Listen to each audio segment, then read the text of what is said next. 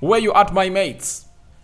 Started up the day with a live video and got caught up, and I'm here to bring you the match preview of Arsenal versus Bayern Munich. Welcome to this channel known as the Rokani Media Football. How are you guys and where are you watching us from? You know, it's really a very hot evening in my country and hope you guys are really having fun wherever you are. We're here to obviously bring you the latest news and information as far as the predicted starting 11 of Arsenal, team news of Arsenal and Bayern Munich, and what I think the game of football is going to be like down in Allianz Arena tomorrow. Smash the like button, comment and share. If you're already watching us for the very first time, do subscribe because we want to hit 21,000 subscribers before the end of this week, and let's continue to obviously thrive like no other. The Muslims, Barakallahu Fikum. To the Christians, we cover you all in the precious blood of Jesus Christ, and may the living to God bless you and bless you abundantly. Now, I here come to obviously talk about this game of football. The first round or the first leg ended 2-2. It was Harry Kane and Serge Gnabry scoring for Bayern Munich, and Bukayo Saka and Trossard making it square for Arsenal in the dying minutes of the game, and they really had close to 15 minutes to obviously get a winner, but they failed. Now they travel to Bayern Munich, and over the weekend Bayern went ahead to beat Cologne by 2-0. Then Arsenal went ahead to lose to Aston Villa by 2-0. Oli Watkins and Leon Bailey onto the score sheet. That was really very, very, very absurd for the side of Arsenal, because we know how it went ahead to affect them in as far as the title race is really concerned, as Man City is now on top of the Premier League table with 2 points ahead of Arsenal. 73 points for Man City. Arsenal and Liverpool tied at 71, gifting the title away to the side of Man City, unless otherwise anything happens. But it's really hard for them to obviously overtake Man City, because City went ahead to show to it that they've ever gone ahead to win the last 15 games when they retussling it out with Liverpool, right? Liverpool went ahead to draw only one game and they lost it all. Liverpool won 14 and Man City won other 15. Now you can't tell me that Man City is going to fail to win the remaining 6 games. You can never say never in the game of football, but I don't see them doing that. Team news: Arsenal have all their players back. Even Martin Odegaard is back, who really went ahead to obviously feel something in his chest, and the manager took him off. He is back. Martin Odegaard is back. He has participated in the training session of Arsenal, and very soon I'll bring you the traveling squad of Arsenal to the side of Bayern Munich. Now, when we go to Bayern Munich, Kingsley Coleman is out. Sadia Boy is out. Buchaman is out. Gabriel Marizic is out. Then Serge Gnabry, very, very doubtful. You know, Leroy Sen, he's training with the club.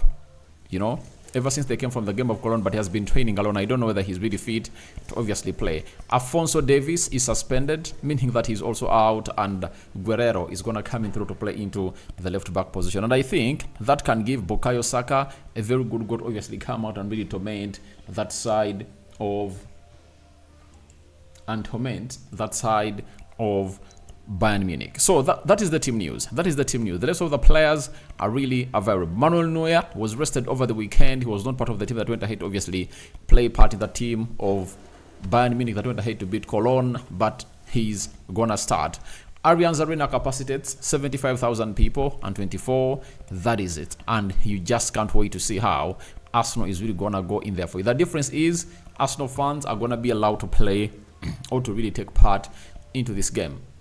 They'll be having like 10,000 fans traveling to Bayern Munich, and Bayern Munich will be having like 60,000. Now, you really have to really estimate how it's really gonna be there. But there is one thing I've gonna hate to notice that haven't gonna hate to talk about. It's all about how Arsenal is in a better position to obviously not have the pressure they've been having, because Arsenal came into the game of Bayern Munich at Emirates last week when they are the favorites, and they went ahead to obviously gift a draw to Bayern Munich. This time around, they are going to Bayern Munich, where a few people are giving them a chance, and they've gone ahead to be the underdogs. And I think if you're an Arsenal fan, you love your team to go to the Allianz Arena when they're underdogs.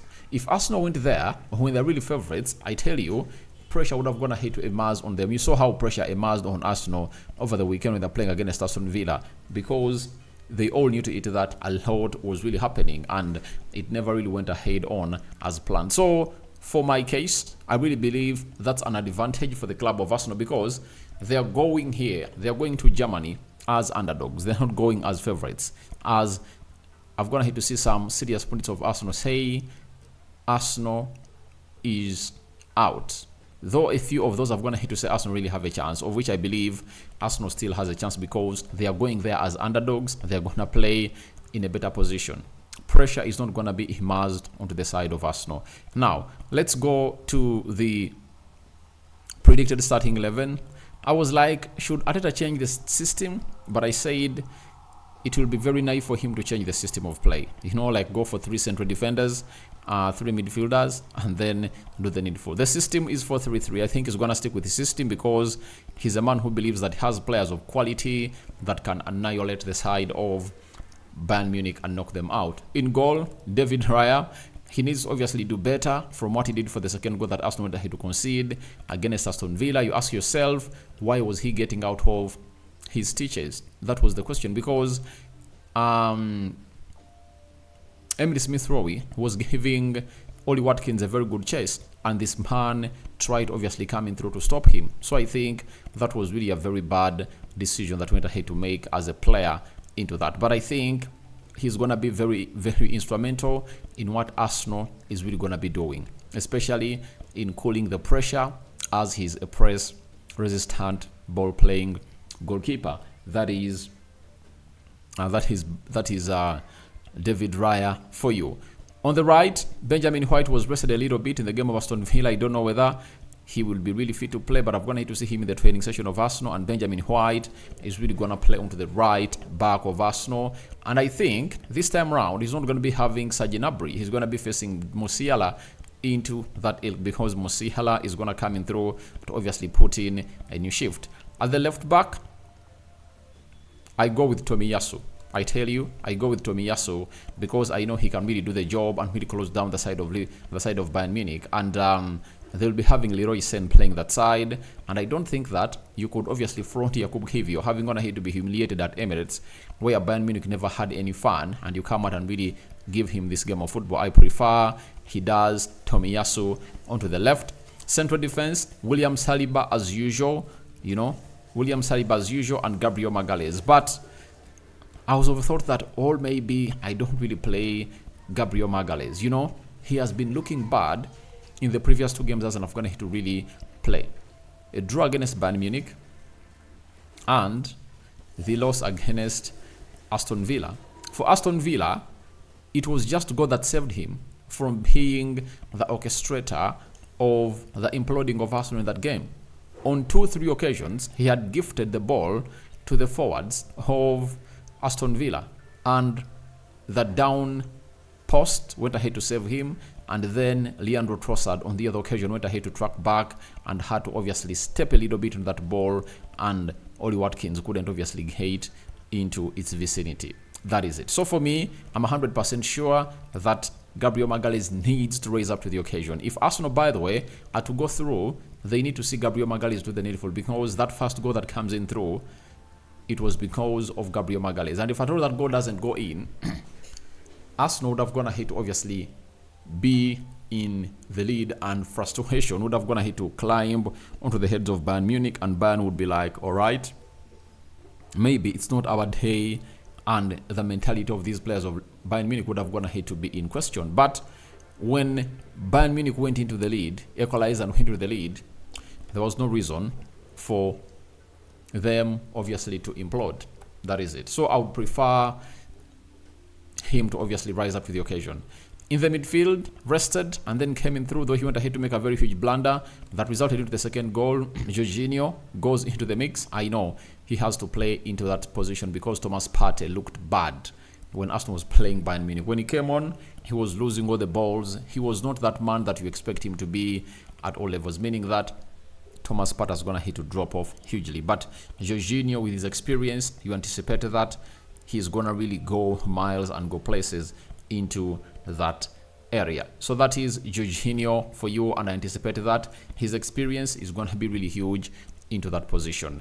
Then Martin Odegaard returns to play into that midfield position as the captain. You saw to it that in the first goal they score, I think he does a very good intricate pass to Saka. Then the ball finds itself in the vicinity of Benjamin White. Benjamin White plays Saka in, and Saka goes in for the curling effort. And there are certain things that Tuka's gonna hate to say about Bukayo Saka and Odegaard, so I'm gonna come up and really try to give you more. The other player that I believe is gonna come in through to do the job is Declan Rice, right? So Declan Rice is going to play in that midfield 3, and it looks like it's going to be the same midfield 3 that he flaunted when they are playing Bayern Munich at the Allianz Arena. That is it. So they're going to be facing Pavlovic this time round, and Gretzka plus Thomas Muller, because Serge Gnabry is out, meaning that Jamal Musiala is going to be really played onto the left attacking side of the midfield. That's why Benjamin White needs to be up and he needs to sleep well, you know, because Musiala is really a very deadly guy. He can run to the byline, he can cut inside, very unpredictable in everything that he does. Then we go to the right forward, Bukayo Saka, no doubt. It's gonna be Bukayo Saka into that position, and he scored in the first game they were here to play at Emirates. You never know, he might really use the absentia of Alphonso Davies and the presence of Guerrero to obviously manipulate him and really sit him down, skip past him, and really create moments of magic. And these are games where Saka can obviously announce himself that I'm one of those players that should be thought of when it comes to stepping on the podium. Even if he doesn't win the Champions League, even if he doesn't really win the Premier League, he still has a chance to step on the podium, provided he plays well in the Euros. If he takes Arsenal to the semi-finals or the finals, I think he will be having a chance to obviously step on the podium to be among the top 3 players in Europe for the year 2024. Now, on the left, I go Gabriel Jesus. Looks like Martinelli is not in the mood. Martinelli, people have not gonna hit obviously coming through and really give him his blame, because he deserved it. For the first goal, he was supposed to obviously track back.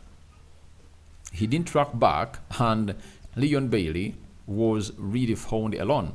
Trust me, if Martinelli had gone ahead to do the due diligence to obviously track back and really be in his position, though the first person to be there was supposed to be Zinchenko, Arsenal wouldn't have gone ahead to concede that goal. But he is really not having the right energy. In the game of Bayern Munich at Emirates, he played 70 minutes. He had nothing to offer to the game. And I tell you, if I'm the manager, I don't really have anything to really... I don't have any reason to put him in my team. That is especially the starting 11.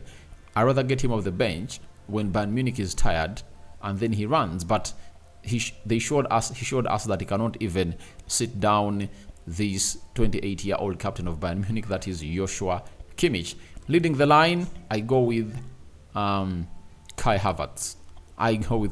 So that is my predicted starting 11 for the side of Arsenal. I don't know who you obviously come in for and who do you obviously take out, but that is my starting 11 for the side of Arsenal. So feel free to let me know what your thoughts are about this beautiful game of football in here for you, and I'm gonna hit obviously bring you what my thoughts are about that. So that is it for my predicted starting 11, and there are some match facts I'm supposed to give you before I obviously bring you what I call my match predictions, right? Here are the facts that are really shocking for the side of Arsenal. Bayern are looking to qualify for the semi-final of the UEFA Champions League for the 13th time, while Arsenal are aiming to do so for just the 3rd time since the Gunners last qualified for semi-final in the competition of 2008, 2009. I told you, United knocked them out, and the German side has done so 8 separate occasions. So even Bayern Munich, they last played into the semi-finals in 2019, 2020, and they saw themselves playing the final and we went ahead to win. Secondly, Arsenal have lost one of their last 3 trips to face German sides in the UEFA Champions League, with the last 2 both ending 5-1 defeats to Bayern Munich in November 2015 and February 2017. Along with those being their joint heaviest away defeats in Europe, they are the only 2 occasions in which Arsenal has conceded 5 goals away from home in any European competition. So Bayern looks like a side that knows what to do each and every time they want to bully the side of Arsenal, and they've gone ahead to do it well. So it means Arsenal needs to rise up to the occasion to obviously factor out the way into the semi-finals, and all else lose respectively. Thirdly, Arsenal have only won 1 of their 6 away games against FC Bayern Munich in the UEFA Champions League. 1 draw for losses, with that lone victory coming in March 2013 in the second leg of the last 16 tie, 2-0. Indeed, despite that win, the Gunners were still eliminated from the tournament after losing on away goals rule, 3-3 on aggregate. So that is how heavy Arsenal have gonna have to pay a price for that. And I tell you, they've only gonna have to beat them once, and I tell you, they can really get back into the good books of history and pick out that positive start. Fourthly, FC Bayern Munich boss Thomas Tuchel is looking to qualify for UEFA Champions League semi-final with a different third team, having previously done so with PSG and Chelsea. The only manager to do so with more than 3 sides in the competition is Jose Mourinho, FC Porto, Chelsea, Internacional, and Real Madrid. So Thomas Tuchel, when he was at PSG, he even played in the final of 2019-2020. That led to his sacking because he found himself losing to Bayern Munich by 1-0 scored by Kingsley Coleman, who is out of this encounter. Then at Chelsea, he went to the semi-finals and went to the final, and today he is into the mix. So tomorrow, if he goes to the semi-final, looks like Man City will need to check themselves out, because it will be a confirmation that this side can obviously come in through and really stop you and really go in the final, because every time he's going to reach in the semi-final, he is going to have to play a final. For Jose Mourinho, you know what he did. FC Porto, when he was there, he took the trophy. When he was with Chelsea, got, I think, knocked out by Barcelona. It was Liverpool in 2005, 2006. You know, Ruiz. Was he Costa something? Spanish player went ahead to score that goal that was really very, very, very controversial and raised very many questions. Though by that time the air was not there and Carvalho had swept it for the line, but the referee said it had gone ahead to cross the line, and that was the only goal that Liverpool scored, and they went ahead to knock out Chelsea. Then Internacional, that was 2010, I think. He went ahead to win the Champions League because he played. Which team did he play in the final? Bayern Munich, and beat them, I think, by 2-0 in the final. Then Real Madrid, he got knocked out, in the semi-finals. That is it. So, lastly, in the knockout stages of the UEFA Champions League, FC Bayern Munich have only failed to progress from one of their previous 18 two-legs ties, when avoiding defeat in the first leg versus Liverpool in the round of 16 in 2018, 2019, in the second leg at the Allianz Arena. So even that, I think, goes in favor of Arsenal, because they've only failed to progress from one of their last 18, or it favors Bayern Munich, because Bayern has only failed to obviously progress once out of their 18 times, when they've gone ahead to obviously draw in the first leg. That is Bayern Munich for you. So now we're waiting for my prediction. Guys, I see a draw and this game going to penalties. I still give Arsenal an edge to go through, because I know that if their players rise up to the occasion, they can obviously knock out Bayern Munich. But Bayern Munich is Bayern Munich, and Arsenal need to know that Bayern is not having Serge Gnabry, they're not having Alphonso Alves, they're not having Kingsley Coleman. That is really a very huge miss, and Arsenal should come out and capitalize onto that and really cause all the havoc they want for the side of for the side of Bayern Munich. So they need to raise up to the occasion. They can really knock them out, because if they're really having a very bad bench, you can really have Trossard on the bench, Martinelli on the bench, Thomas Partey on the bench, Emily Smith-Rowe on the bench, Fabio Vieira on the bench, name it, Zinchenko on the bench, name it. And for Bayern Munich, on the bench, they're not going to be having any player that you think can come out and really cause a lot of havoc for the side of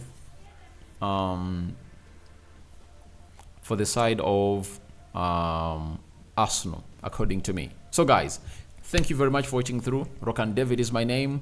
That has been my prediction. I don't know what your thoughts are about it, but my prediction is a draw. Go to extra time.